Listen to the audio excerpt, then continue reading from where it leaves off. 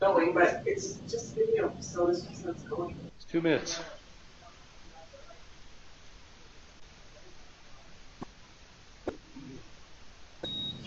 Harder.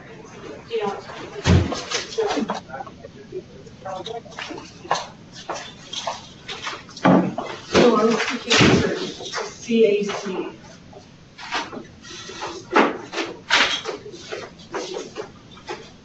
Committee of the liaison. All of that community plan. Community. That's good. Good. CA. I think it's Sure, he's crooked. yeah.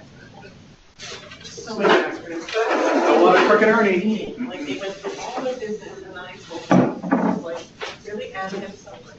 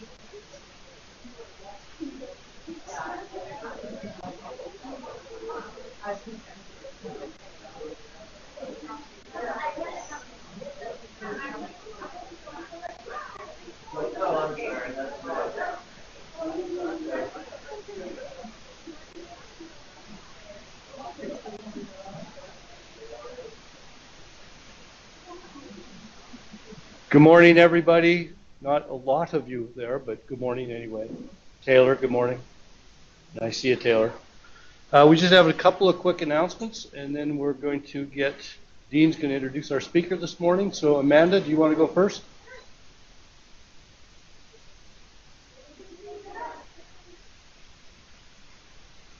Okay. I've got this year's coldest night of the year, too. Ooh. So, some people prefer last year, some people prefer this year, but regardless, you get a toque. And this year's, I think, is a bit more wearable. You'll maybe get a bit more wear out of it. But, sorry, I need to catch my breath. I ran over here. But, coldest night of the year is moving along. We're up to about 20% of our goal for team captains, and that's what we really want to push for. So what we would love to have happen is we'd love to have 10 teams of Mustard Seed staff. So a really easy thing to do for directors and managers is to go on the website today, sign up and start a team for whatever your department is, and get people involved.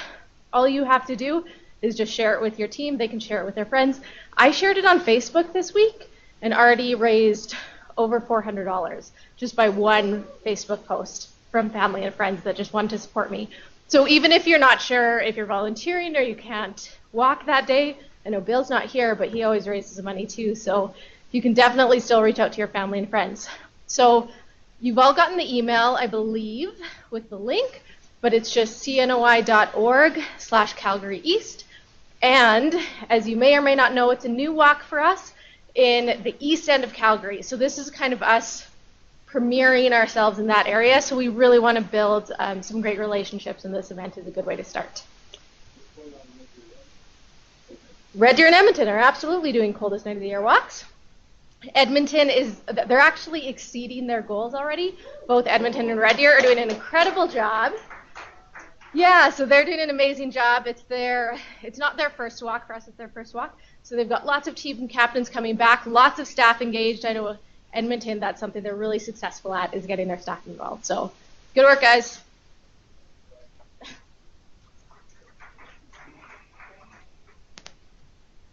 So next week's speaker is Steve Weil. This week's is going to be introduced to Zach. I just wanted to mention to you, if you didn't know, our own Derek Mitchell's little girl is in having surgery this morning. She's up in Edmonton. She's 4 months old, and she's having open heart surgery. So we just need to, if you're thinking about it any time of day today, just pray for her. That would be great. We had quite a little prayer time this morning around that. My good buddy Dean, the legend, is going to introduce the speaker this morning. Good morning, everybody. Welcome to Faith Connect. Hello, Shelter. Hello, Calgary. Our speaker this morning is the lovely Pastor Reverend Debbie. She is our reintegration chaplain, who's been doing this work for a number of years. And all of us in Edmonton recognize how wonderful and awesome she is. And hopefully all of you in Calgary and Red Deer will now too. So welcome, Debbie, and come on up.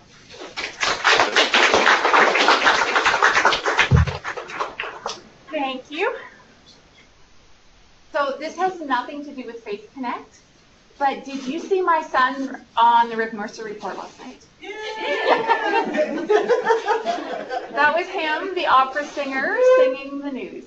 And so I don't know how often I'll get to say that, so I take advantage of the opportunity. This morning, what I want to remind us is to be kind and compassionate towards one another. An old friend that I had gone to Bible college with many years ago saw on Facebook the work that I'm doing here at the Mustard Seed, and she had sent me a message. Would I help her daughter's friend's mother? Now I'm going to call this daughter's friend's mother Martha Stewart. That's not her real name, but we all know Martha Stewart's been to prison and she's not ashamed of it, so I'm going to say her name was Martha Stewart. So would I help? This woman had gotten into some trouble, and would I help her? So I looked for Martha in the records that were available to me, and I couldn't find her. And so I thought, well, maybe she's in the provincial system because, unless you're kind of aware, you don't necessarily know that there's two streams of incarceration in Canada, the provincial system and the federal system. And what makes the difference where you go is your length of sentence. So 2 years and over, go to federal prison, and anything under that, you go to provincial jail. So when I couldn't find her in the federal records, I thought, well, maybe she is, in provincial. So I quit looking for her, and sometime after that, a number of months, I was helping out at the prison, filling in for one of the chaplains at a chapel service on a Sunday, and afterwards, a woman came up to me.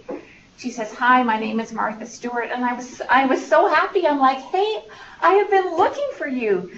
And she got all embarrassed, and she stumbled for words, and she said something to the effect of, "Well, here I am. You found me. Here I." And I interrupted her, and I said, "I know there's a backstory." And I watched as relief flooded over her face. Some of the sweetest feedback that we get from the ladies that we serve is when they tell us, "You didn't judge me."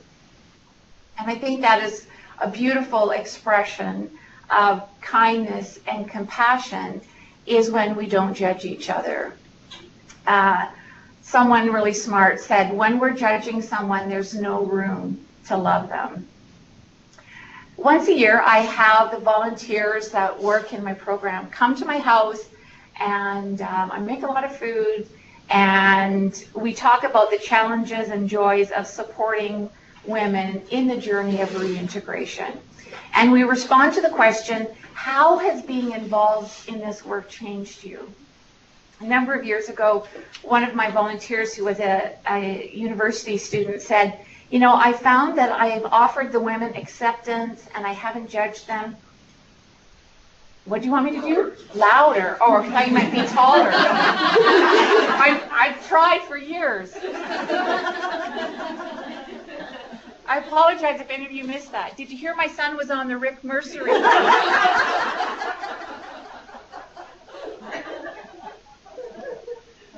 So as we gather with you as volunteers, one of the volunteers says, I found that I've offered the women acceptance and not judged them. But I realized that I don't offer my friends that same grace. And that was a real growing point for her, in realizing that everybody has a backstory. We all are who we are for all kinds of reasons, and we need a lot of grace. A new inmate was telling me about an experience that she had in when she had first arrived at the prison, and some of the longer serving inmates were giving her a bit of an unofficial orientation. And they were telling her about some of the unwritten rules that you wouldn't find in the handbook that they give you when you first arrive.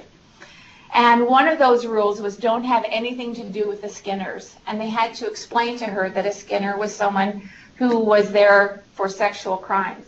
And the woman looked at me and she said, I am so confused. She said, I understand that the people who live outside this fence can judge us because we have broken the law. But inside, how can we judge each other? Because we are all criminals. And I thought as she reflected on that, that take away the walls, and that story should be ours. How can we judge each other when we are all broken, when we are all sinners, when none of us are better than anyone else? And so when we're being kind and compassionate, one form is to not judge one another. Father Gregory Boyle, a Jesuit priest in Los Angeles, who I cannot get through a presentation without referencing, says, here is what we seek: a compassion that can stand in awe at what the poor have to carry, rather than stand in judgment at how they carry it. We work with the poor, and we get that. But we need to recognize that we're poor too. We've done some really great teaching here in Mustard Seed Edmonton, and perhaps you've done it at your locations as well, about understanding what poverty is, and it not just being a lack of things, but rather broken relationships. And in that context, we are all poor. Now I have to tell you a little story, and I hesitate a bit because I don't come off too well in it, but I'm just hoping that you're not going to judge me. I don't like cats. I'm not a cat person. I apologize in advance to the cat people in the room. Years ago, I was working at a camp, and I had been spending some time reading the Bible, getting my day started, before I went to work in the kitchen. And as I was reading, I read a verse that said, be compassionate. And I remember thinking, nice, I'm good with that. I'm compassionate, like next verse. And I went, finished up, went on into the kitchen, and the cook is upset. I mean, she's been crying, she's crying, and I thought, oh my gosh, something terrible must have happened. You know, what's wrong? Well, it turns out the maintenance man had backed a truck up and had run over a cat. And I thought, all these tears over a cat? I'm sorry, I know that's horrible, but that's what I thought. And I had that thought, and I am convinced it was God that said to me, I thought you said you were compassionate. Apparently, my idea of compassion was that I could be sympathetic and kind if I thought it was justified, which is not compassion at all.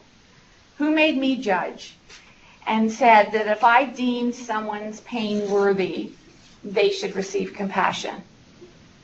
Because we've all suffered. No home or family is spared.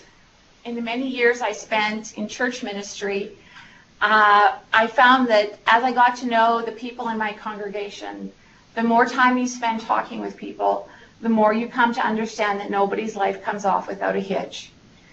Nobody goes through this life unscathed. Nobody goes through without suffering.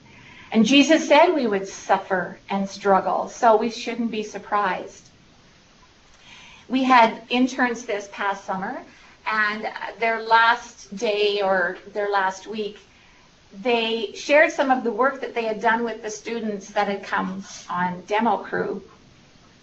And one of the exercises that they had done with the students, they did with us. And so as part of this exercise, they spoke about how those that we serve wear their poverty in obvious ways. For most of the folks, it's clear that they're struggling because they, as the expression goes, they wear their poverty on their sleeves. And so we were invited to write one way in which we were poor on a sticky and put it on our sleeves. And you know, everyone had something to write. because we all have some kind of brokenness. If poverty is understood as brokenness of relationships with God, ourselves, each other in creation, we probably can describe some way in which we are poor. Everyone had something to write. We all need compassion. We all need mercy. We all need acceptance and people in our lives who don't judge us. When I first started chaplaincy, Corrections Services Canada ran an orientation for their new chaplains. And so I was off to BC to a lovely setting with a whole bunch of other chaplains. And one of them was from Quebec. She was a Buddhist nun and a chaplain at a number of institutions in that province. And a delightful person. I just was so blessed to have met her. So grateful for that. So over the course of the days that we were together, and it came out, where each of us worked, she asked about the name of the mustard seed, why we had that name. And so, I referenced the verses that kind of gave birth to our name. And so then she said, in the Buddhist tradition, we have a teaching about mustard seeds as well. And she shared the story, and there was a young woman that had a child, and the child died. Actually, I went online to sort of make sure I remember this story right, because this was about 8 years ago that I heard it, so the memory's not what it could be. And I actually saw a few different versions of it. So here's the Debbie distilled version. So this woman had a baby, and the baby passed away, and she was just overcome with grief. And so she went to her teachers and said, is there some kind of medicine that we can give this baby so that he'll live again? And so the teacher said, well, go in your village and go to every home, and from every home where there has not been death or suffering, get a mustard seed. So she went on this journey around her village, and as she went to each home asking, did they fit the criteria to be able to give her a mustard seed, she realized that there wasn't a home that she could go to where death hadn't been. Someone hadn't lost someone they loved. Someone hadn't suffered. And she realized that this was a part of life, that there was no escape. And so she realized that life was going to go on. She would bear this suffering as others had. And that's what it was to be human. And so as I look at my dear friends that I'm gathered with here in Edmonton and think of those at the other sites, I look at people that probably each one has a story of loss, of suffering. Each one needs kindness and compassion, and we are the ones to give it to each other. I think it's actually easier when we think of those that we serve.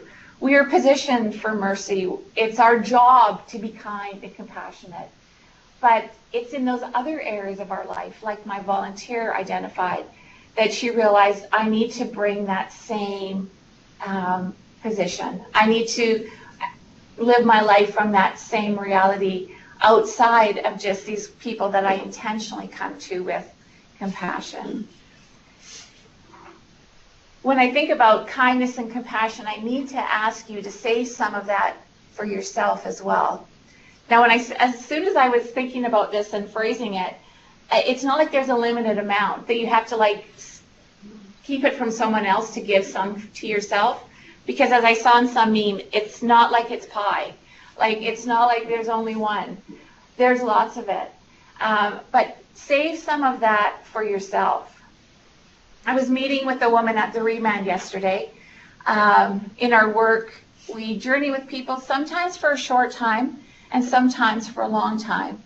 And there's a lady that was the only person actually that I inherited when I started this work nearly 8 years ago, which I mentioned just to tell you how long I've known her.